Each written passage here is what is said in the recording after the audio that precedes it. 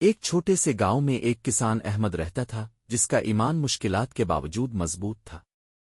جب گاؤں میں قحط آیا تو احمد نے اپنی 5 وقت کی نمازیں اور قرآن پاک کی تلاوت جاری رکھی۔ اس کے پڑوسی جو اپنی حالت سے پریشان تھے احمد کے سکون پر حیران تھے اور اس سے سوال کیا۔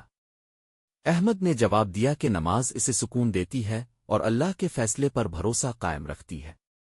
آہستہ آہستہ احمد کی تقلید کرتے ہوئے گاؤں والے بھی باقاعدگی سے نماز پڑھنے لگے اور اپنے ایمان میں سکون تلاش کیا۔ قحط کے باوجود ان کی پریشانیاں صبر اور امید میں بدل گئیں۔ ان کی دعاؤں نے انہیں اللہ کے قریب کر دیا اور مشکل حالات میں بھی ان کے دلوں کو مضبوطی بخشی۔ ایک دن بارش آ گئی، فصلیں دوبارہ زندہ ہو گئیں اور گاؤں میں خوشی لوٹ آئی۔ گاؤں والوں نے سمجھا کہ ان کی دعائیں نہ صرف بارش کی صورت میں قبول ہوئیں بلکہ ان کے دلوں میں سکون اور استقامت بھی پیدا ہوئی۔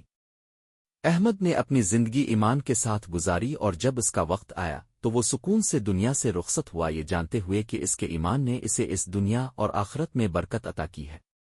گاؤں والوں نے احمد کو ہمیشہ ایک مضبوط ایمان والے شخص کے طور پر یاد رکھا جو نماز اور قرآن پاک کی تلاوت کی طاقت اور برکتوں کا نمونہ تھا۔